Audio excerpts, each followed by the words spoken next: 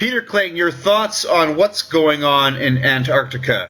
You're not allowed to go down there. Nobody really knows what's going on. It's a continent, for God's sakes, and it's a complete mystery to everyone. Yeah, and it's been in the news a lot, especially with an alleged Russian fleet and a U.S. fleet heading down there, and special ops taking advanced weapons down there, and people being evacuated. And it's like, how do you verify any of this? How do you verify it? Who's leaking the information first of all, and then this is the information. What the information that's allegedly leaked is that what's going on is that they're removing a bunch of scientists, and that there's special forces going down there with advanced weaponry to deal with what sounds like a bunch of Nephilim getting loose under the ice.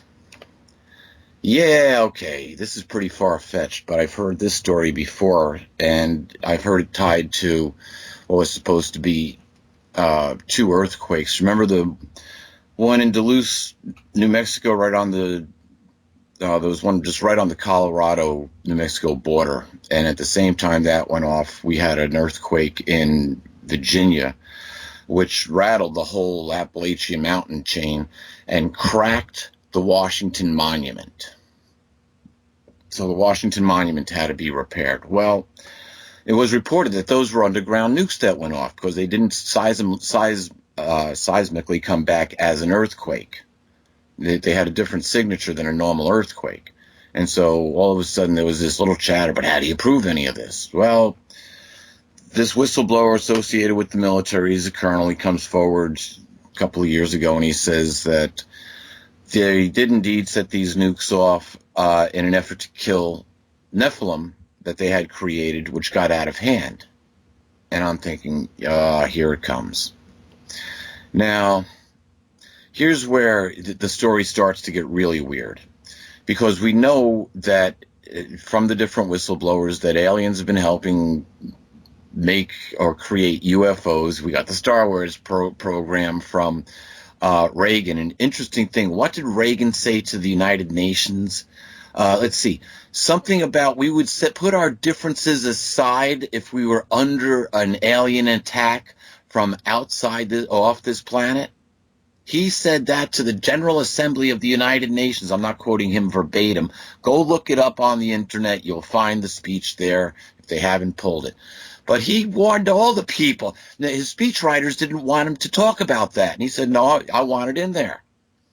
We're gonna mention this. And he said, wouldn't we put our differences aside if we were being attacked by an alien force outside this planet? So we got Star Wars, which we talked about earlier, an increase in UFO sightings, a dramatic increase in UFO sightings. Obviously, the program has gone forward. So if this technology started going forward under the Reagan era, who warned us about aliens, now we get reports of all sorts of weird things going on. But let's go back to the Nazis, who we know were sacrificing children to alien beings in order to get their UFO technology or their advanced weapon technology.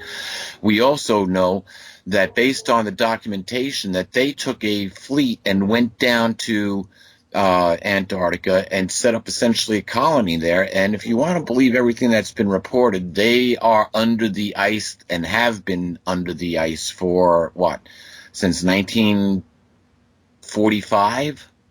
Since at least the end of the war. But I think the first expedition went down there in 1939. I think it was still the 30s. But regardless, the last one was down there. It seemed like an escape fleet. Yeah, there's my next alarm. Sorry. We know that the Nazis were down there. They were doing something there. They had contact with aliens. They were involved in UFO technology. We know back in the late 1990s, the Air Force took down large tunnel digging machines, the same ones that they used through rock up in the United States to do their underground digging. They took down there to dig under the ice and maybe into the rock of Antarctica itself. Why? A lot of these questions were never asked, and then Russia started its own expedition down into Lake Vostok, 4 years ago. We haven't heard squat come out of that, except for a story about a 10-armed octopus. which kills people. So now it was, I believe, the English expedition that was down there was removed, and the cover story is that, yeah, giant crack is formed in one of the shelves. I forget which one it was, but it's a long crack, and it's going to be a huge iceberg that they're expecting to calf off of this. And the crack was so close to their camp or to where they were that they needed to evacuate. That's at least the story. I don't see any real stories that you can confirm where the United States and Russia are both sending a fleet down there. I can't confirm any stories about special forces taking advanced weaponry down there. What's going on? We know that some high-level dignitaries have been down there. We get that imitation or that supposed tweet from which astronaut was it that they had to rush back because of some medical complication? Not the first medical complication that they've had to bring back out of Antarctica either. It was Buzz Aldrin. Buzz Aldrin. On a previous show, remember, I had debunked that tweet. Yep, I do remember that, but that's why I questioned the tweet this time. But it was tweeted. So who tweeted it? You see, I can't confirm any of these things that are going on. I went online 2 days ago. First to Neumeier Station and then to several other stations that are down there, and I still see activity. You know, you see all of a sudden the little hatch opens at Neumeier, the machinery comes out, you see all the snow tracks because it's all time-lapse. So there's still activity going on at these other stations. One of the stations was putting up happy birthday signs. 3 different people had birthdays in one day, I guess, because the names kept on changing. So it's like, okay, there's still activity going on, and it seems to be normal activity. And so where are the stories coming from? You know, you look for the evidence. That's one of the things. The scientist doesn't just go out and straight just believe everything. You want to vet it out, and you want to be sure about this before you start saying, hey, something's going on. But let's take a look at circumstantial evidence. As I said before, we've got pyramids on every continent. Why wouldn't there be pyramids on Antarctica? We've got the Perry-Reese map. For those of you who don't know it, look it up. But essentially, the Navy authenticated it and said that this map was made before. It shows the land mass, not the ice mass, the land mass of Antarctica. And so they concluded that the original map must have been made before Antarctica had ice on it. Or at least somebody knew what it looked like without the ice. You've got the Admiral Byrd expedition that went down there. That was a full naval fleet. Why did he take a military expedition to go explore the South Pole? The Nazis were there. I don't know what else to say. Alien artifacts under the ice? Why not? We have them in the jungles. We have them on the plain of Giza, or the plateau of Giza. We see anomalies that from all over the place. Why wouldn't they be under Antarctica's ice? You see, so what's going on there? Could this be a fulfillment of something that we might take as an alien invasion that's recorded in Revelation chapter 9, where a key is given to an angel that a fallen star, and he opens up the pit of the abyss and releases a plague upon planet Earth, and the plague has, these alien-looking locust has a commander-in-chief by the name of Abandon in Hebrew, or in Greek, Apollyon, hence Apollyon Rising. So, are there Nephilims running loose under the ice in Antarctica? Well, yeah, there probably could be. If you want to believe what the whistleblowers have told us, there's cloned alien armies on Earth, on the Moon, and on Mars. If we had to face an alien invasion from off this planet, wouldn't we put our differences aside and work together? Maybe Reagan was actually the only president who ever told the truth about aliens. So they're with us, and yeah, they gave us the movie AVP, Alien versus Predator. Do we have aliens and predators actually running around under the ice? I kind of doubt that the full movie scenario is real, but there are some sort of life forms. We already know we've got interdimensionals, and here's the thing about the Nephilim. According to the book of Enoch, he talks about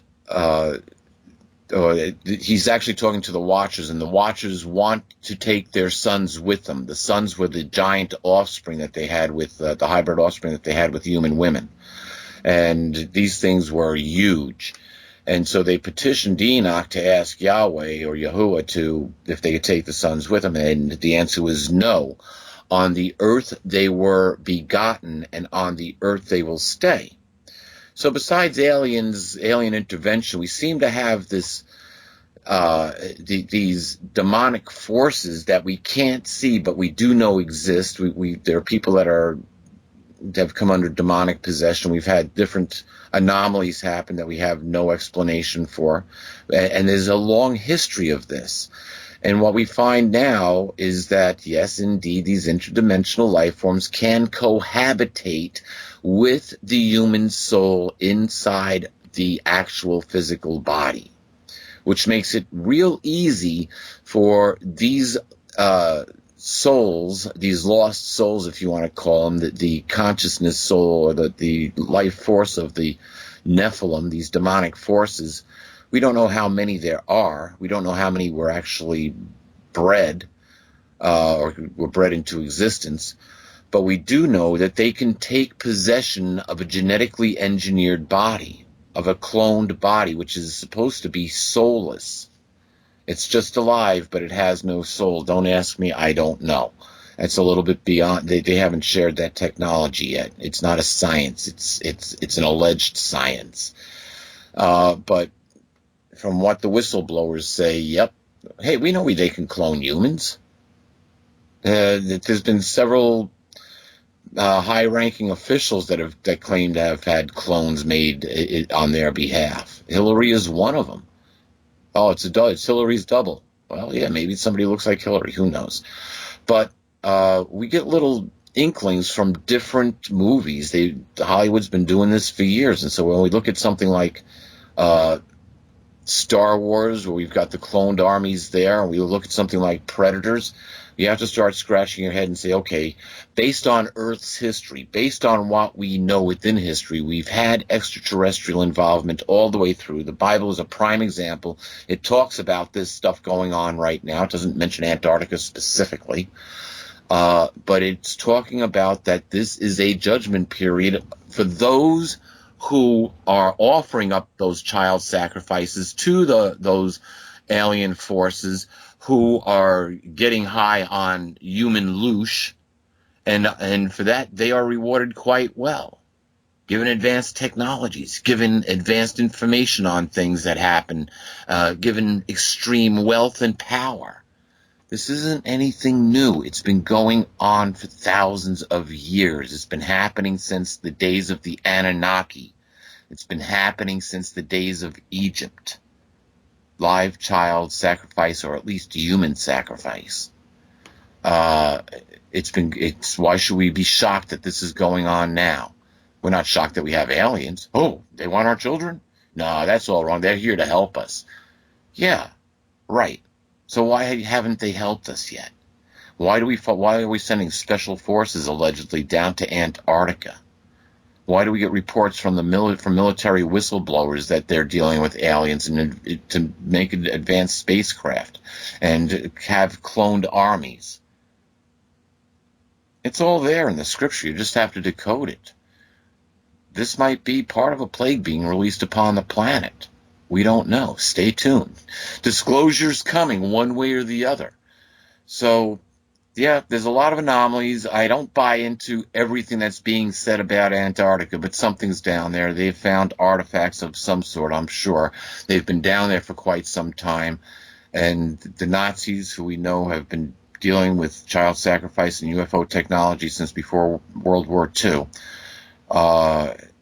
they started it. They've been down there since 1945, or since the end of the war anyway. So what's going on underneath the ice?